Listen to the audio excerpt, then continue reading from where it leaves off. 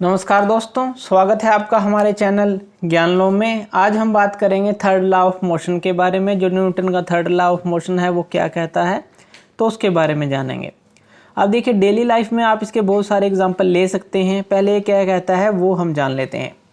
देखिए, जब कोई ऑब्जेक्ट दूसरे ऑब्जेक्ट पर फोर्स लगाता है, कोई एक ऑब्जेक्ट है आपके पास और वो दूसरे ऑब्जेक्ट पे फोर्स लगाता है, तो जो सेकेंड ऑब्जेक्ट है वो तभी क्या करेगा, फोर्स बैक लगाएगा जिस फर्स्ट ऑब्जेक्ट ने उसके ऊपर फोर्स लगाई है। चलिए इसको ध्यान से समझिए।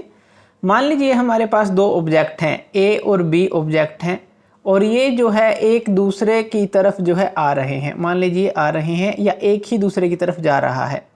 तो जैसे ही ये टकराए तो ए ने बी के ऊपर फोर्स लगाई और तभी जो बी है वो ए के ऊपर भी फोर्स लगाएगा। जो ए ने बी के ऊपर फोर्स लगाई है इसको हम बोल देते हैं कि इसने एक्शन किया है, और बी ने उल्टा ए के ऊपर फोर्स लगाई है तो हम इसको बोल देते हैं कि उसने रिएक्शन दिया है ए फोर्स को।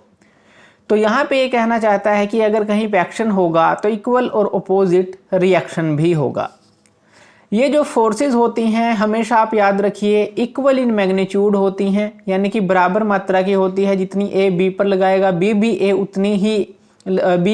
ए पर उतनी ही लगाएगा, लेकिन ये ऑपोजिट इन डायरेक्शन होती है। अब देखिए, ए की डायरेक्शन इस तरफ है, बी की डायरेक्शन इस तरफ है, तो इक्वल इन मैग्नीट्यूड है बट ऑपोजिट इन डायरेक्शन है, ये भी याद रखना है।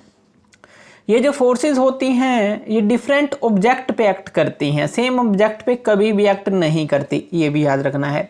यहाँ पे दो ऑब्जेक्ट हैं, ए ने बी के ऊपर जो फोर्स लगाई है और बी ने ए के ऊपर लगाई है। ऐसा नहीं है कि ए ने खुद ही अपने ऊपर फोर्स लगा ली हो। तो सेम ऑब्जेक्ट पे कभी भी ये एक्ट नहीं करेगा ला। इसके लिए हमें डिफरेंट ऑब्जेक्ट चाहिए, तो सेम ऑब्जेक्ट पे ये फोर्सेस जो है एक्ट नहीं करती। यानी कि जो एक्शन है वो इक्वल एंड अपोजिट रहता है रिएक्शन के। अगर एक्शन करेगी कोई भी ऑब्जेक्ट दूसरे पे तो दूसरा रिएक्शन जरूर देगा, तो ये आप कह सकते हैं। यहाँ पे एक दूसरी डेफिनेशन निकल कर आती है न्यूटन थर्ड लॉ की कि to every action there is equal and opposite reaction. हर एक एक्शन के लिए वहाँ पे इक्वल और अपोजिट रिएक्शन जरूर मिलेगा। अब इसके डेली लाइफ के कुछ एग्जांपल देख लेते हैं। तो सबसे पहला एग्जांपल देख लेते हैं। मान लीजिए आप जो है रोड के ऊपर चलते हैं। रोड के ऊपर चलते हैं तो आप किस तरह से चल पाते हैं। देखिए, आप क्या करते हैं, ये जो ग्राउंड है, ग्राउंड को आप बैकवर्ड की तरफ पुश करते हैं, और तभी जो ग्राउंड है एक जो है इसके बिल्कुल अपोजिट जो है फोर्स देता है, जिससे कि आप फॉरवर्ड की तरफ चल पाते हैं। तो ये जो एक अच्छा एग्जांपल है। दूसरा एग्जांपल है, हम स्प्रिंग बैलेंस ले लेते हैं। मान लीजिए हम स्प्रिंग बैलेंस ले लें, दो स्प्रिंग बैलेंस इस तरह से हम ले लेते हैं। अब मान लीजिए ये स्प्रिंग बैलेंस बी है और ये स्प्रिंग बैलेंस ए है, और यहाँ से इसको आपने दीवार के साथ लगा रखा है। जैसे ही आप इसको यहाँ से खींचते हैं, यहाँ से मान लीजिए आपने इस पर फोर्स लगाई, तो ए जो है बी पर फोर्स लगाएगा, यानी कि ए ने बी पर फोर्स लगाई, और बी जो है उल्टा फिर एकदम से ए पर फोर्स लगाएगा।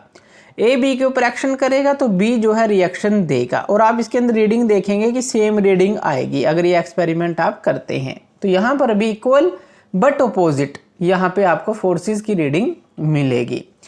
तो उसके बाद एक और एग्जांपल ले लेते हैं गन का। देखिए, जो गन होती है, आपने देखा होगा कि जब गन से बुलेट निकलती है, जब भी ट्रेनिंग के दौरान जो है आपने देखा होगा कि एकदम से गन बैक की तरफ जाती है जैसे ही बुलेट आगे की तरफ जाती है। ऐसा क्यों होता है? ऐसा इसलिए होता है क्योंकि जो बुलेट है वो फॉरवर्ड एकदम से जाएगी, उतना ही वो बैकवर्ड उसको जो है फोर्स यानी कि रिएक्शन देगी, लेकिन गन का मास ज़्यादा होता है। अब गन का मास ज़्यादा होने से क्या होगा, ये जो है इसकी जो मूवमेंट है काफ़ी कम होती है। तो ये भी हमने इनर्शिया के अंदर पढ़ा था कि जो है हैवियर जो मास होगा तो उनकी जो वेलोसिटी की अगर हम बात करें तो वो कम जाएगी, लेकिन इसका मास कम है तो इसकी वेलोसिटी ज़्यादा है।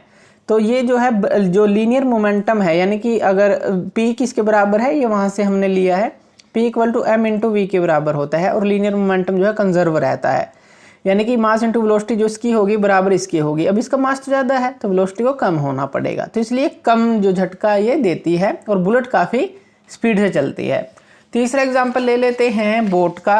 एक मैन है जो बोट में खड़ा हुआ है, जैसे ही वो आगे की तरफ जंप करता है तो क्या होता है, बोट जो है बैकवर्ड की तरफ जाती है। तो इसका क्या मतलब है, मैन ने क्या किया, एक्शन किया, वो जो है आगे की तरफ गया और बोट जो है पीछे की तरफ गई, यानी कि इसने रिएक्शन दिया। तो इस तरह से आप समझ सकते हैं कि एक्शन जो है इक्वल एंड अपोजिट है रिएक्शन के, या कहें कि जो रिएक्शन है इक्वल एंड अपोजिट है एक्शन के। तो ये है third law of motion. Thank you.